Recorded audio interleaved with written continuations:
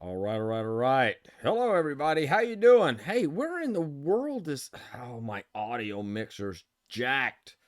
All right, hold on just a second. I'll get our theme music going. I got a new mic. I tried to hook it up, and oh my gosh, what an absolute mess. Oh, how in the world do I even survive a day? How do I survive even one day out here? Hey, do me a favor. If you are watching, go ahead and check in. Hello, Don Ledger. He wins a gold medal tonight. The gold medalist on a Monday, on the 1st of February. Tomorrow's Groundhog Day, you know. That's right, it's Groundhog Day.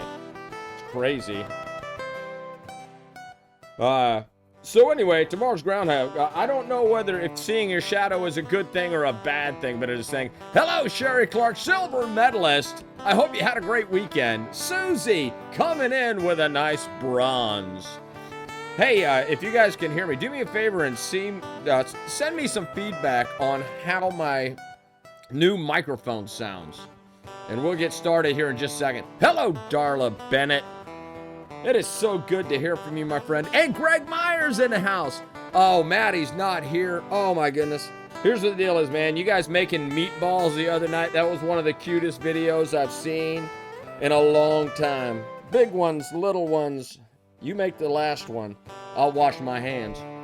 That was a great video. Thank you for sharing that, Greg. If you guys are not friends of Greg, do me a favor. He's a great guy. Don Ledger, who cares? Here in Arizona, always seeing the sun. That is correct. All right, hey, let's do this. All right, here we go. Number one, two, three.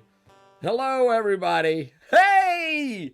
I should have shaved for this. Hello, everybody. My name is Mickey. This is Mickey in the Middle. It's the quintessential show for middle Americans, people that love their country, people who are just like me. Now, I'm not an expert at being anything except average. I'm not extraordinary. There's nothing extraordinary in my life except maybe my daughter, and she does a great job of being pretty extraordinary.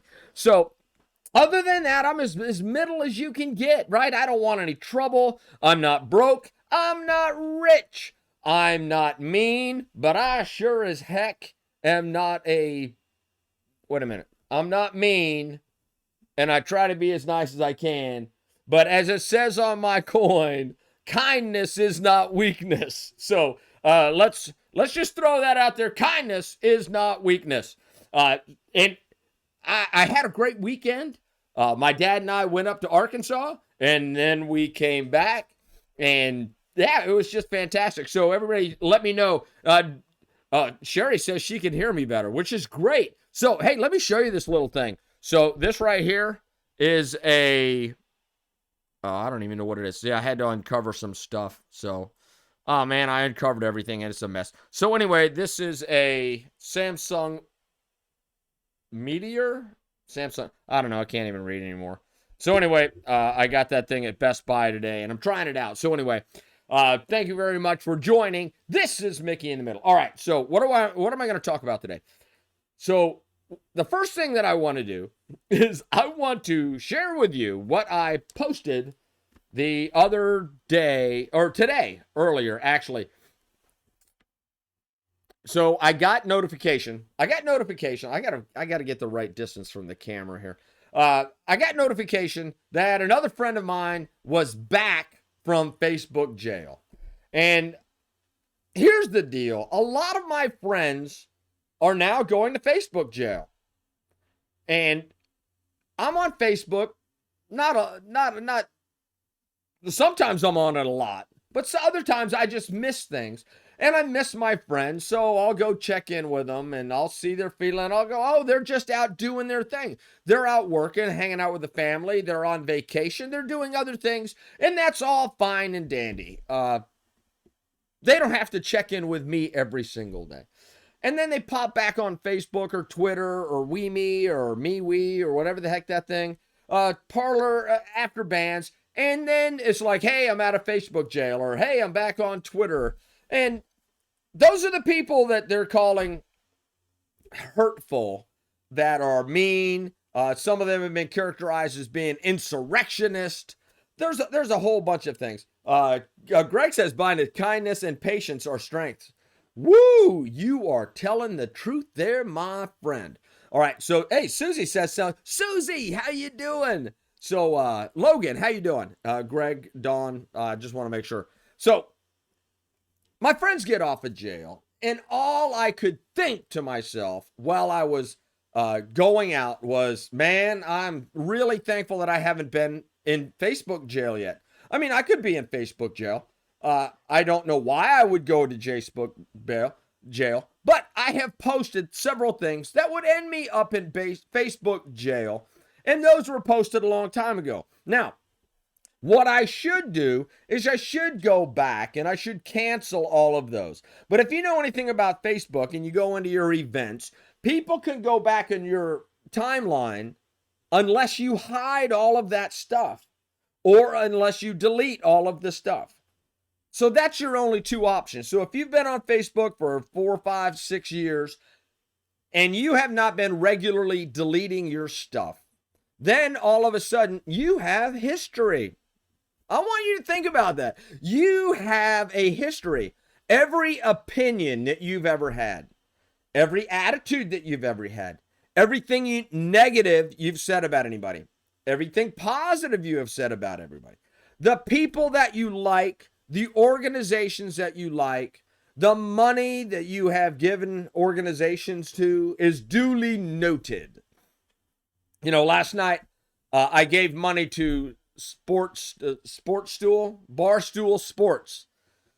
for their Barstool Fund, which keeps businesses open. And they're trying to do what the government can't do. They're over, I don't even know how many people. So anyway, I gave money to the organization, and they're going to take that money and they're going to support small businesses that have applied for this loan. But it's not going to be a one-time thing. It's going to be a continuing thing until one of two things: either the pandemic is over or the business says, hey, we can make it on our own. And Dave Portnoy is the big guy up at Barstool Sports, and he is taking on this commitment himself and with his company. And I thought, man, if anybody's willing to do that as a private citizen to save these businesses, I mean, it's like up over 200, 250 businesses that they're doing this. And they check in with them every month and see if they need more money in order to stay open. And I was thinking, who could hate on that guy? Who could hate on him? But I guarantee that Dave Portnoy's got lots of haters out there. And he's got a history that goes all the way back to when he was a kid about being online with Barstool Sports. So that's what he does, is he is an online profile, and people smash him all the time. But he looks at them and says, you can't cancel me because I own this. I own all of this. So you can't silence me because I own the company. So I was really thinking about what I need to do. So I went out and I got myself something to drink. And then I sat in the parking lot of that store and I wrote this.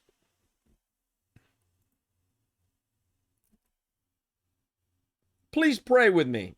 Lord, thank you for the overlords at Facebook and those who will be monitoring. Uh-oh, wait a minute. No, come on. Tell me that I can hear myself. All right, so I'm still there.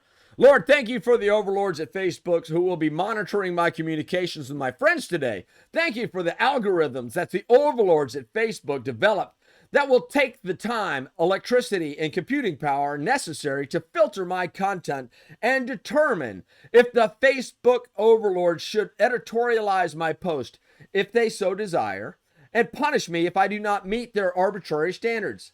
I am blessed that they will protect me from myself and my thoughts. Finally, Lord, thank you for the overlords at Facebook who will protect me from what my friends say while they try to exercise their constitutionally guaranteed First Amendment rights.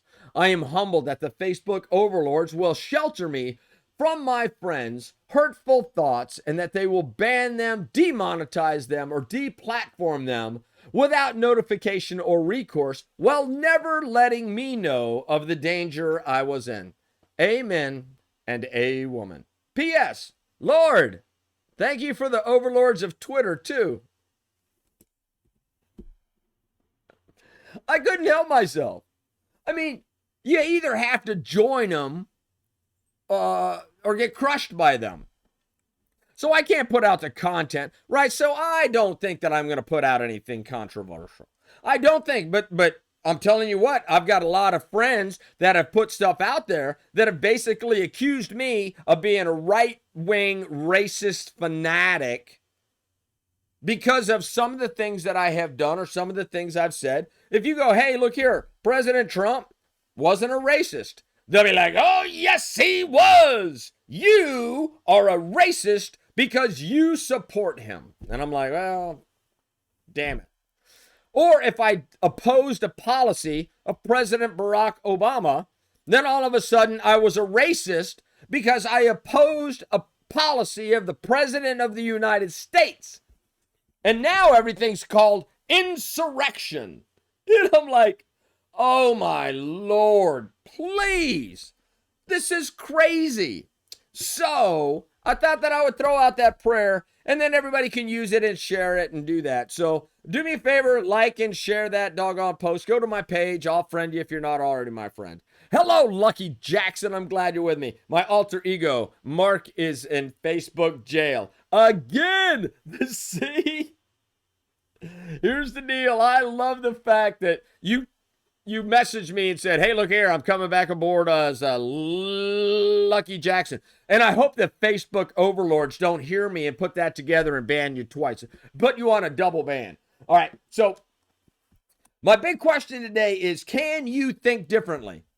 Are you allowed to be different? Are you allowed to not go along with the crowd?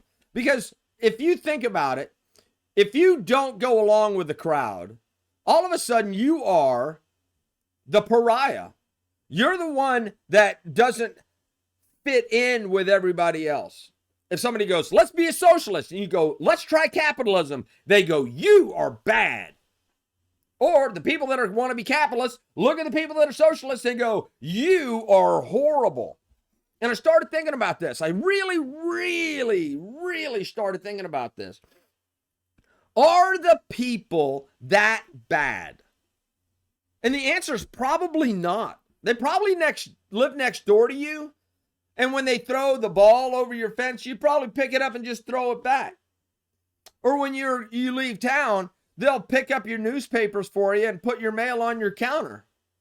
Everybody's got an opinion about something. It doesn't necessarily make them bad human beings. But opinions, that's what we're doing. We are getting canceled for our attitudes and opinions. And that's what the thing is that just gets me today about this is I don't want to be canceled for my thoughts. I don't want to be canceled because of the way that I put together thoughts. So on Friday, January 30th, whatever day January 30th was, I don't even know. I put this post up. And this post basically says, hey, look here, I came across a thread where people were defending President Biden's executive orders to cancel the XL pipeline. People were throwing around crazy justifications to support getting rid of 1,100 jobs, refining jobs forever, and access to North American petroleum. This is my very careful, considered position. I can't even read. This is my very carefully considered position. All right, so this is the way I feel about it. Now, I'm not going to read the whole post, but this is the way that I feel about the XL pipeline that they just counted. They want to increase capacity of oil that Canada's already producing and will continue to produce because it makes revenue for their country. They're going to tear up their own land and they have to refine it. They are going to export that because they don't have a lot of refining capability in Canada. So it is either going to come to a refinery in the United States, in Europe, in China, in India, in Africa. It's going to happen. If you don't think it's going to happen, just follow the trends for the tar sands of Canada. And they are producing, and they have been producing, and they will continue to produce until they squeezed the last drop of oil out of the property of Canada. So they're doing this. They are doing it. So the question is, if Canada is going to squeeze the oil out of sand in Canada, and it is going to be refined, and, well, it has to be transported, and it's going to be refined, and it's going to go to other vehicles, and then it's going to be burned in some capacity. Because with America or without America, that is happening. It's happening. Don't pretend and don't think that it's not going to happen, because it's going to happen. So the question then becomes, what does America do to either facilitate or stop that? Now they can go, hey, look here, Canada. Well, we're going to tell you that we will stop all trade with you if you don't stop squeezing oil out of your sand. America's response could be that. Or, hey, look here, we're going to bomb all your oil fields. And then you won't be able to make any of that evil oil stuff. Or, we're just going to cut off trade with you. We're not going to talk to you anymore. We are done. Talk to the hand. We're done with you. But if we're not going to do that, and we know the oil is going to be transported, refined, and resold, and it's going to be burned anyway, should we have any liability in that process? Shouldn't we do everything we can, if that is going to happen, to make the situation better? And if it happens to make that situation better, and we get a little bit of skin on the side, then all of a sudden now we got a thing. Because if we can get a little action on that, that'll be great. So right now they are producing something like 550,000 barrels of oil that are coming down pipelines into the United States of America for refining. The XL pipeline, I will get into this later, was going to expand capacity by 14 to 16%, upping the total number of barrels somewhere between 750,000 and 850,000 barrels. A barrel of oil is 44 gallons. If you do the math on that, every single day out of Canada, they are shipping into the United States somewhere in the neighborhood of 2.5 million gallons.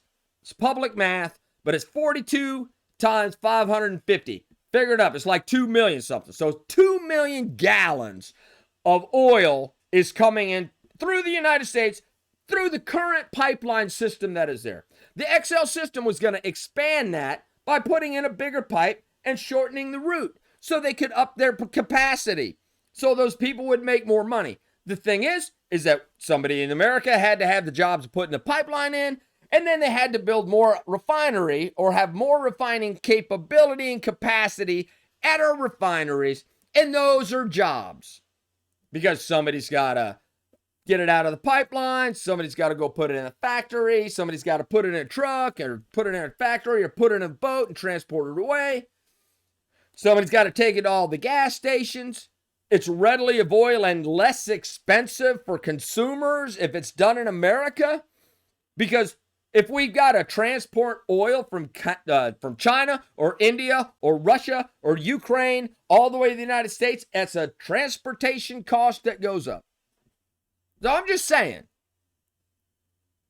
if we put in the XL pipeline, and this is simple, if we put in the XL pipeline, the pipeline is the safest way to move oil.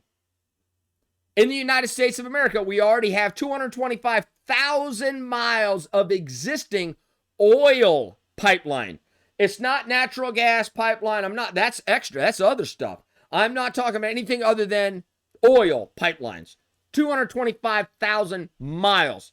That goes 91 times from Los Angeles to New York and New York back to Los Angeles. Oh, wait a minute. One way, 91 times. And half would be 45 and a half. 45 and a half times back and forth from LA to New York and back. Look at my public math. It's pretty good tonight. I'm proud of myself.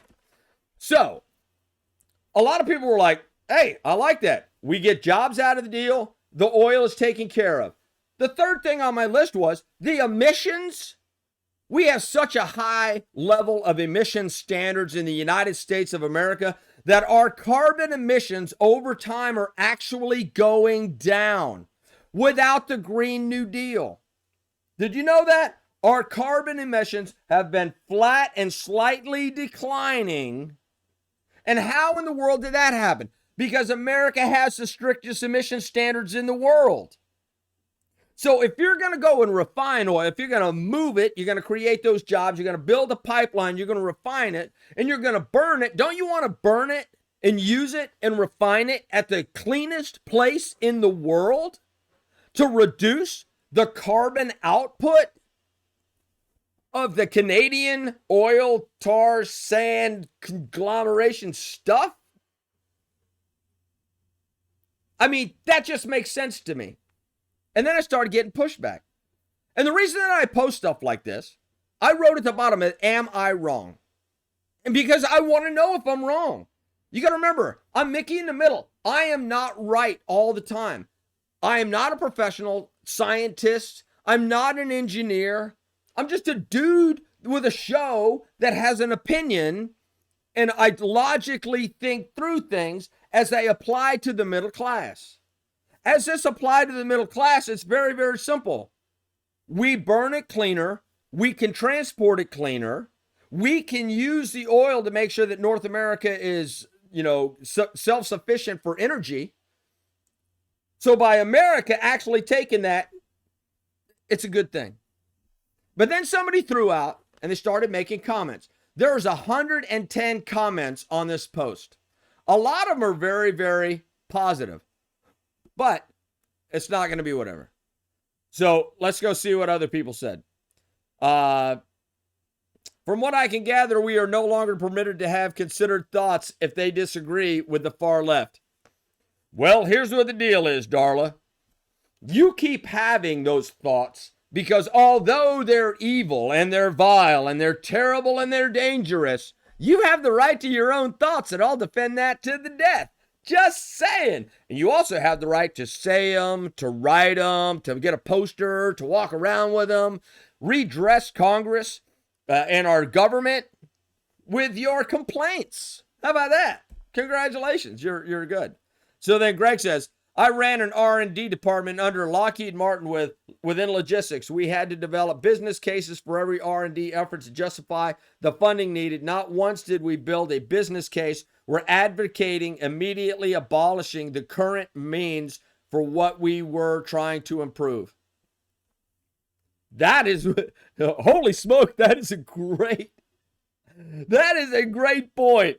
Hey, let's hear. Before we get green energy, before we have a solar panel factory that can absorb 52,000 roughneck jobs from the oil industry, we should build a plant that's capable of employing 52,000 roughnecks that are currently being paid roughly $80,000 a year. We should build that before we fire everybody. I'm just saying. Dropping a bombshell. Woohoo! So the other day, we were watching TV, and in Little Rock, Arkansas, they have welders that were making parts for the pipeline, and they were actually doing the pipes. And they're like, hey, what are you going to do? And he says, well, we have to feed our families, and that just got cut off. So we got to pack up our stuff and we got to go wherever the jobs are. It's true. They got to pack up their jobs and they got to go wherever their job is. Maybe it's going to be, I don't know where it's going to be. Mom is listening. Hello, Logan Calcutta. Hello, Lane. How are you? Glad to see you have on board. All right. So the first disagreement, and here's what the thing is. I don't mind anybody disagreeing with me. That's how I get smarter. If I get smarter, then that means that I win. And because you provided me the information, that means that we win together. Because somebody else pointed out, they went, hey, dude, I'm glad to see that you changed your mind on the whole global warming thing. And I type back, hey, I got news for you. I'm always open to have these discussions about the way that my life is and the things that I do. So let me see if I can find that real quick. I got to find that. Because this is actually very, very important to this conversation. Let me see if I can find it. Hold on just a second. There's 100 comments in here. And there's a lot of them. So hold on. Please bear with me. All right. I'm supposed to talk. All right. So somebody said, I thought you didn't believe in global warming, or was that just a 5-year phase? And by the way, I love this guy. The dude that wrote that, I love him. He's awesome. And I went, ha ha. You're smart and you're a philosopher, so I'll put it like this. Did you know that at one time only one person believed that CO2 contributed to global warming? At one time, there was only one person that thought that. That person told the second person, hey, I think that CO2 might be the cause for our atmosphere warming up. And you know what the second dude said? You're full of crap, dude. Nah, there's no way. But I tell you what we're going to do. We're scientists. So what we're going to do is we'll do some research. We'll go drill some ice cores out of Antarctica. We'll go do some history. We'll go through the sand. We'll do comparisons today to other day. We'll get the track of that CO2 in the atmosphere over the last 400 million years. This is one time only one person thought of it. Some person had it in their head and they went, hey, look here. CO2, global warming. And then one by one, people said, hey, what are you guys doing? And they were like, hey, CO2 is heating up the atmosphere. We're trying to tell people about it. This is the evidence we have. And then there were 3 people and 6 people and 9 people and 18 people and 100 people and 500 people and thousands of people. And now thousands up to billions of people believe that the atmosphere is being warmed because of CO2. That's a lot of people.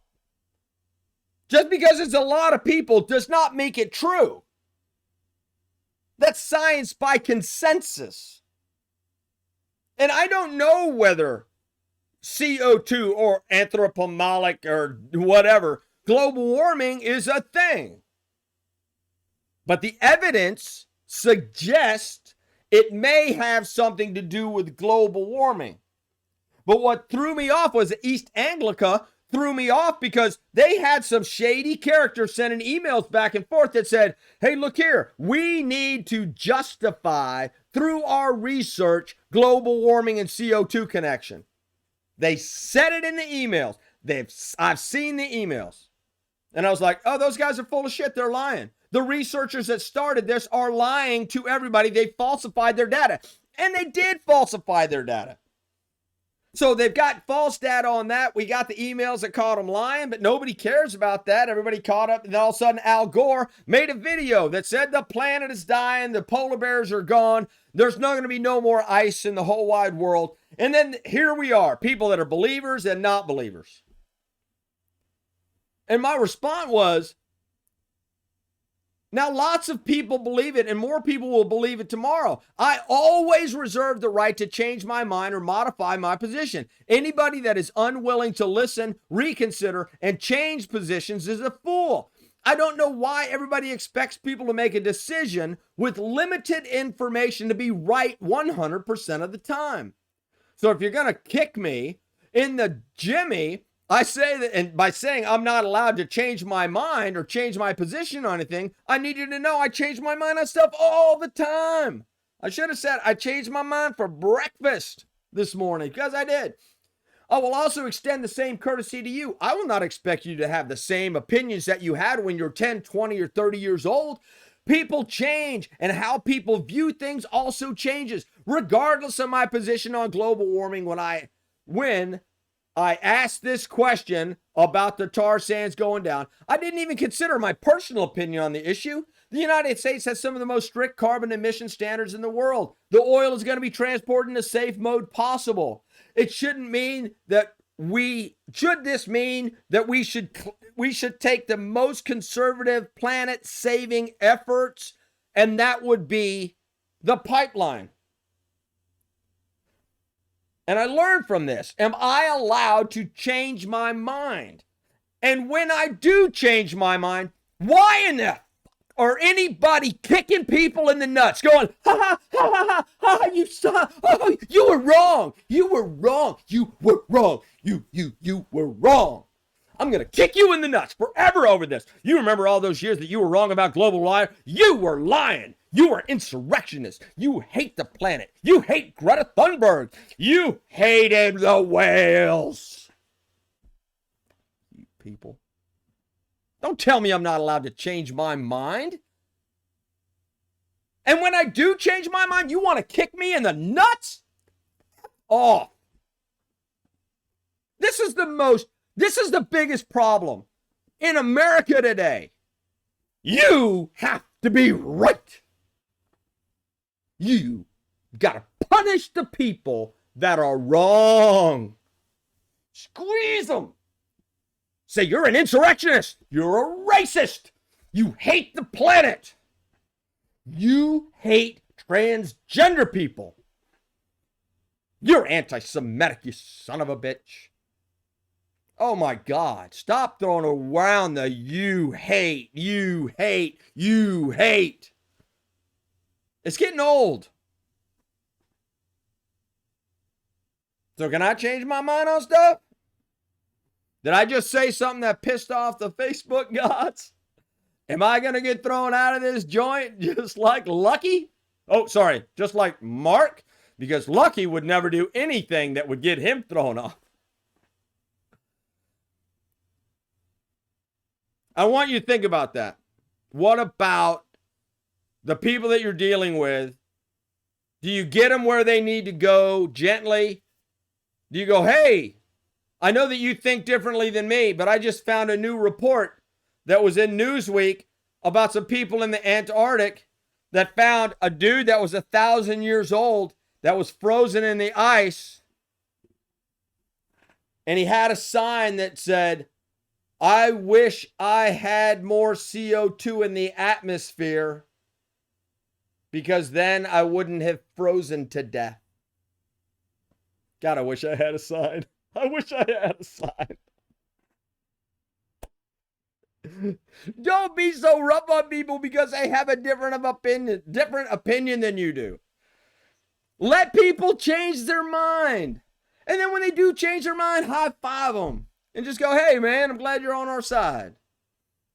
But don't ever say that the science is settled. That's insulting and it's rude. Because the science isn't settled. The earth was flat. The sun used to rotate around the earth. There are a whole bunch of times over and over and over where science and consensus was wrong. There are 7 billion people that live on our planet. 7 billion of us. We have little heat sinks in our house. We have little heat sinks in all the concrete we've poured. We have heat sinks in our city. We have these little bitty heat collecting human evolved things. That's what the pyramids do. They absorb the sun and they're made of solid stuff and they slowly release that heat back into the atmosphere. But first they got to absorb it and then they release it. What does cloud cover have to do with it? What is the amount of moisture in the air? Are we... Look, I'm just saying. I know the planet's getting warmer. I can see the damn temperature gauge. But I don't know whether CO2 is the primary driver or whether it's something in the oceans. But the planet is getting warmer. And the best way to handle that is to bring people along to your side gently with friendship and caring rather than anger and the attitude that they are wrong and they have to be punished. So that's all I got to say tonight. So thank you. I appreciate it. Oh, tomorrow I'm going to talk about the Great American Picnic. That's right. It's called the Great American Picnic. When I tell you I'm going to save the United States of America, I'm going to save the United States of America. Tomorrow night, we're going to talk about the Great American Picnic. So stay tuned. Remember, Mickey in the Middle, Monday through Friday, 9 p.m. Central, right here, wherever I am. Remember to like, share, ring the notification bell. And finally, remember, I love you. Thank you very much for tuning in. I cannot tell you how much I appreciate you spending a little bit of time with me. Remember to live, laugh, love. Peace. Oh, where is the sound thing? All right, there's the sound thing. I got to go fix this. So thanks. Talk to you later.